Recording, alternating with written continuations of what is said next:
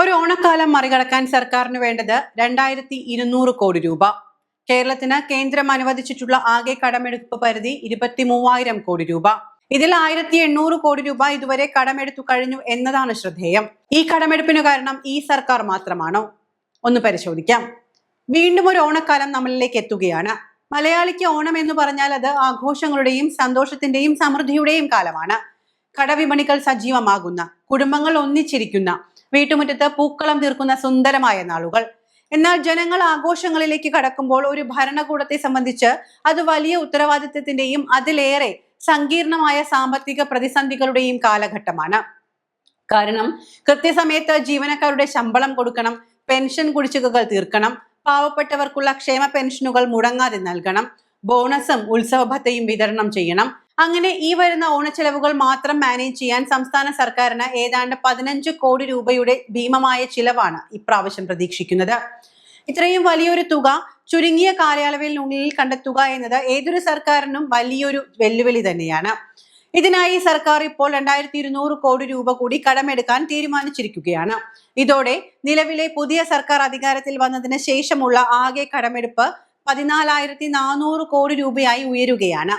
എന്നാൽ എന്തുകൊണ്ടാണ് ഒരു പുതിയ സർക്കാർ അധികാരത്തിൽ വന്ന മാസങ്ങൾക്കകം തന്നെ ഇത്രയും വലിയ കടമെടുപ്പിലേക്ക് പോകേണ്ടി വരുന്നത്? സർക്കാർ മാറുമ്പോഴെല്ലാം കടമെടുപ്പ് നിത്യസംഭവമായി മാറുന്നത് എന്തുകൊണ്ടാണ്? ഇതൊരു പുതിയ പ്രവണതയാണോ, അതോ മുൻഗാമികൾ ബാക്കി വെച്ചുപോയ വലിയ സാമ്പത്തിക ബാധ്യതകളുടെയും പിടിപ്പുകേടിന്റെയും അനന്തരഫലമാണോ? ചില കണക്കുകൾ നമുക്കൊന്ന് പരിശോധിക്കേണ്ടതുണ്ട്. പുതിയ സർക്കാർ അധികാരമേറ്റ ശേഷം മെയ് 26-നാണ് ആദ്യമായി കടമെടുക്കുന്നത്. തൊട്ട് മുൻപ് വരെയുള്ള കണക്ക് പ്രകാരം 1800 കോടി രൂപയായിരുന്നു ആകെ കടമെടുത്തിരുന്നത്. ഇപ്പോൾ ഓണച്ചിലവുകൾക്കായി 2200 കോടി രൂപ കൂടി കടപ്പത്രങ്ങളിലൂടെ കണ്ടെത്താൻ തീരുമാനിച്ചിരിക്കുന്നു. ഇതോടെ ആകെ കടമെടുപ്പ് 14,400 കോടിയിലെത്തി നിൽക്കുന്നു. നമ്മൾ മനസ്സിലാക്കേണ്ട ഒരു പ്രധാന കാര്യം കേന്ദ്ര സർക്കാർ നിശ്ചയിച്ചിരിക്കുന്ന കടമെടുപ്പ് പരിധിയെക്കുറിച്ചാണ്. ഈ സാമ്പത്തിക വർഷം കേരളത്തിന് കേന്ദ്രം അനുവദിച്ചിട്ടുള്ള ആകെ കടമെടുപ്പ് പരിധി 23,000 കോടി രൂപയാണ്. അതായത് ഈ സാമ്പത്തിക വർഷത്തിന്റെ പകുതി പോലും എത്തുന്നതിന് മുൻപ് തന്നെ അനുവദിച്ച പരിധിയുടെ പകുതിയിലധികം നമുക്ക് ഉപയോഗിക്കേണ്ടി വന്നു കഴിഞ്ഞു എന്ന് സാരം. കഴിഞ്ഞ സാമ്പത്തിക വർഷം 29,500 കോടി രൂപയായിരുന്നു കേന്ദ്രം കടമെടുപ്പ് പരിധി നിശ്ചയിച്ചിരുന്നത് എങ്കിൽ ഇപ്രാവശ്യം ആ പരിധി വെട്ടിക്കുറയ്ക്കുകയും ചെയ്തിട്ടുണ്ട്. സാമ്പത്തിക പരിധി ഉയർത്തണമെന്ന് സംസ്ഥാനം ആവശ്യപ്പെട്ടിട്ടുണ്ട് എങ്കിലും കേന്ദ്രത്തിന്റെ ഭാഗത്തു നിന്നും അനുകൂലമായ നടപടി ഉണ്ടാകാനുള്ള സാധ്യത വളരെ കുറവാണ്. ഇതുകൂടാതെ പണഞ്ഞെരുക്കം മറികടക്കാൻ ട്രഷറികളിൽ പ്രത്യേക നിക്ഷേപ സമാഹരണം ആരംഭിച്ചിരിക്കുകയാണ് പുതിയ സർക്കാർ. 2 വർഷത്തേക്കോ അതിൽ കൂടുതലോ കാലാവധിയുള്ള സ്ഥിര നിക്ഷേപങ്ങൾക്ക് ഉയർന്ന പലിശ നൽകി പൊതുജനങ്ങളിൽ നിന്നും സ്ഥാപനങ്ങളിൽ നിന്നും പണം സമാഹരിക്കാനാണ് ശ്രമം. കടപ്പത്രങ്ങളിലൂടെ സർക്കാർ പണം കണ്ടെത്തുന്ന രീതി ബാങ്കിൽ നിന്ന് വായ്പ എടുക്കുന്നതിന് തുല്യമാണ്. എന്നാൽ ഇവിടെ സാധാരണക്കാരും ധനകാര്യ സ്ഥാപനങ്ങളുമാണ് സർക്കാരിന് വായ്പ നൽകുന്നത്. സർക്കാരിന് വലിയ തുക പെൻഷൻ, ശമ്പളം അല്ലെങ്കിൽ മറ്റ് വികസന കാര്യങ്ങൾക്ക് അടിയന്തരമായി ആവശ്യം വരുമ്പോൾ റിസർവ് ബാങ്ക് മുഖേന കടപ്പത്രങ്ങൾ എന്ന ഔദ്യോഗിക പ്രതിജ്ഞാപത്രങ്ങൾ പൊതുവിപണിയിൽ ഇറക്കുന്നു. ബാങ്കുകൾ, ഇൻഷുറൻസ് കമ്പനികൾ, വലിയ നിക്ഷേപകർ എന്നിവർ ഈ പത്രങ്ങൾ വാങ്ങി സർക്കാരിലേക്ക് പണം നൽകും. നിശ്ചിത കാലാവധി കഴിയുമ്പോൾ വാഗ്ദാനം ചെയ്ത പലിശ സഹിതം സർക്കാർ ഈ പണം നിക്ഷേപകർക്ക് തിരികെ നൽകുകയും ചെയ്യും. ഇവിടെ പലർക്കുമുള്ള സംശയമാണ്, എന്താണ് ഈ കടപ്പത്രങ്ങൾ, സർക്കാർ എങ്ങനെയാണ് ഇത് തിരിച്ചു നൽകുന്നത് എന്നത്. ലളിതമായി പറഞ്ഞാൽ ഒരു ബാങ്കിൽ നിന്നും വായ്പ എടുക്കുന്നതിന് തുല്യമാണ് ഈ കടപ്പത്രങ്ങൾ. അടിയന്തര ആവശ്യങ്ങൾക്ക് പണം കണ്ടെത്തുന്നതിനായി റിസർവ് ബാങ്ക് മുഖേന സർക്കാർ പുറത്തിറക്കുന്ന ഔദ്യോഗിക പ്രതിജ്ഞാപത്രങ്ങളാണ് നേരത്തെ പറഞ്ഞ കടപ്പത്രങ്ങൾ. ബാങ്കുകൾ, ഇൻഷുറൻസ് കമ്പനികൾ, വലിയ നിക്ഷേപകർ എന്നിവരാണ് ഇത് വാങ്ങുന്നത്. അങ്ങനെ സമാഹരിക്കുന്ന തുകയുടെ പലിശയും മുതലും സംസ്ഥാനത്തിന് ലഭിക്കുന്ന GST, വിൽപ്പന നികുതി, കേന്ദ്ര വിഹിതം എന്നിവയിൽ നിന്നാണ് സർക്കാർ തിരികെ നൽകുന്നത്. ഇവയുടെ തിരിച്ചടവ് റിസർവ് ബാങ്ക് കൃത്യമായി മേൽനോട്ടം നിർവഹിക്കുന്നതിനാൽ നിക്ഷേപകർക്ക് ഇത് പൂർണ്ണമായും സുരക്ഷിതമാണ്. പക്ഷേ സർക്കാരിന്റെ നികുതി വരുമാനത്തിന്റെ നല്ലൊരു പങ്ക് ഇത്തരം പഴയ കടങ്ങളും പലിശയും വീട്ടാൻ മാറ്റിവെക്കേണ്ടി വരുന്നു എന്നതാണ് ഇപ്പോഴത്തെ പ്രധാന വെല്ലുവിളി. ഇവിടെയാണ് നമ്മൾ ഗൗരവകരമായ ഒരു ചോദ്യം ചോദിക്കേണ്ടത്.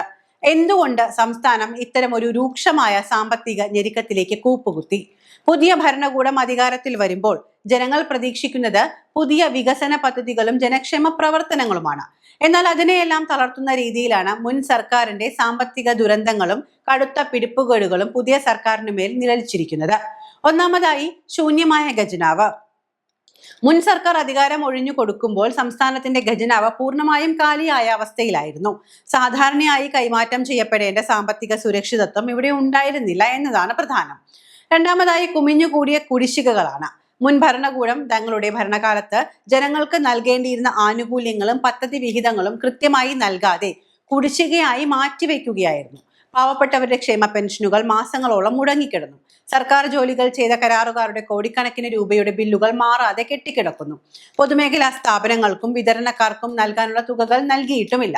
ഈ ഭീമമായ കുടിശ്ശികകളെല്ലാം പുതിയ സർക്കാർ അധികാരത്തിൽ വന്നപ്പോൾ തലയിലായി എന്നതാണ് പറയേണ്ടത്. ജനങ്ങൾക്ക് നൽകേണ്ട അടിയന്തര ആനുകൂല്യങ്ങൾ മുടക്കാൻ കഴിയില്ല എന്നതുകൊണ്ട് തന്നെ ആ പഴയ കുടിശ്ശികകൾ തീർക്കാനാണ് പുതിയ സർക്കാർ പ്രധാനമായും കടമെടുക്കാൻ നിർബന്ധിതരാകുന്നത്. മൂന്നാമതായി അനാവശ്യ ധൂർത്തും സാമ്പത്തിക അച്ചടക്കമില്ലായ്മയുമാണ്. മുൻ സർക്കാരിന്റെ കാലത്തുണ്ടായ സാമ്പത്തിക അനാസ്ഥയും വരുമാന സ്രോതസ്സുകൾ കണ്ടെത്താനുള്ള പരാജയവുമാണ് സംസ്ഥാനത്തിന്റെ നട്ടെല്ലൊടിച്ചത്. കേന്ദ്രത്തിൽ നിന്ന് സംസ്ഥാനത്തിന് അർഹതപ്പെട്ട ഗ്രാന്റുകളും നികുതി വിഹിതങ്ങളും കൃത്യമായി നേടിയെടുക്കുന്നതിൽ മുൻ സർക്കാർ കാണിച്ച വീഴ്ചയും സ്വന്തം നിലയ്ക്കുള്ള ആഭ്യന്തര വരുമാനം വർദ്ധിപ്പിക്കാതിരുന്നതും പ്രതിസന്ധി ഇരട്ടിയാക്കിയിട്ടുണ്ട്.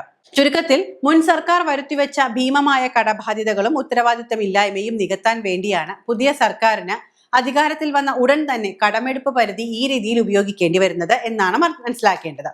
എന്നാൽ ഇത്രയും വലിയ സാമ്പത്തിക പ്രതിസന്ധികൾക്കിടയിലും ജനങ്ങൾക്ക് നൽകിയ വാഗ്ദാനങ്ങളിൽ നിന്ന് പുതിയ സർക്കാർ പിന്നോട്ട് പോകുന്നില്ല എന്നതാണ് എടുത്തു പറയേണ്ട ഒരു കാര്യം. ഓണക്കാലത്ത് ജനങ്ങളുടെ കൈകളിൽ പണം എത്തിയില്ല എങ്കിൽ അത് വിപണിയെ തകർക്കും. അതുകൊണ്ട് തന്നെ സാമ്പത്തികമായ ഞെരുക്കങ്ങൾക്കിടയിലും ശമ്പളവും പെൻഷനും ഉത്സവബദ്ധയും മുടങ്ങാതെ ജനങ്ങളിലേക്ക് എത്തിക്കാൻ സർക്കാർ മുൻഗണന നൽകുന്നുണ്ട്. കടമെടുത്ത് പ്രതിസന്ധി പരിഹരിക്കുക എന്നത് ദീർഘകാലാടിസ്ഥാനത്തിൽ നല്ലൊരു മാർഗമല്ല എങ്കിലും മുൻ സർക്കാരിന്റെ പിടിപ്പുകേട് മൂലമുണ്ടായ വലിയ സാമ്പത്തിക വിടവ് നികത്താനും ജനങ്ങളുടെ ഓണാഘോഷം കറുത്തുപോകാതിരിക്കാനും നിലവിലെ ഘട്ടത്തിൽ ഇത്തരം കടുത്ത തീരുമാനങ്ങളുമായി മുന്നോട്ട് പോവുക തന്നെയാണ് സർക്കാരിന് മാർഗമുള്ളൂ. ഓണം എന്നത് മലയാളിയുടെ പ്രതീകമാണ്, സമത്വത്തിന്റെ സങ്കല്പമാണ്. ആ സന്തോഷം തല്ലിക്കെടുത്താൻ ഈ സർക്കാരിന് കഴിയില്ല എന്നതാണ് ഇതിൽ നിന്നും മനസ്സിലാക്കേണ്ടത്. എന്നാൽ മുൻകാലങ്ങളിൽ വരുത്തിവെച്ച സാമ്പത്തിക അച്ചടക്കമില്ലായ്മയുടെ വിലയാണ് ഇന്ന് സംസ്ഥാനം നൽകുന്നത് എന്നത് നാം തിരിച്ചറിയേണ്ടതുണ്ട്. ദീർഘകാലാടിസ്ഥാനത്തിൽ സംസ്ഥാനത്തിന്റെ ആഭ്യന്തര വരുമാനം കൂട്ടുകയും പുതിയ ഉൽപാദന മേഖലകൾ കണ്ടെത്തുകയും ചെയ്താൽ മാത്രമേ കേരളത്തിന് ഈ കടക്കണിയിൽ നിന്നും പൂർണ്ണമായും കരകയറാൻ സാധിക്കൂ.